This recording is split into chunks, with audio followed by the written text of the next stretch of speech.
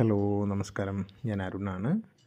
ഞാൻ നിങ്ങളുമായിട്ട് ഇന്ന് ഷെയർ ചെയ്യുന്നത് ഒരു കളഭചാർത്താണ്. ഭഗവാന് അല്ലെങ്കിൽ ഭഗവതിയൊക്കെ നമ്മൾ ക്ഷേത്രത്തിൽ ചെല്ലാൻ നേരം കളഭം കൊണ്ട് അലങ്കരിച്ച് നല്ല ഭംഗിയായി ചാർത്തിയൊക്കെ വെച്ചേക്കുന്നത് കാണാൻ സാധിക്കാറുണ്ട്. അപ്പോൾ അത് മനസ്സിനും കണ്ണിനും ഒക്കെ നല്ല കുളിർമ തരുന്നൊരു അനുഭവം തന്നെയാണ്.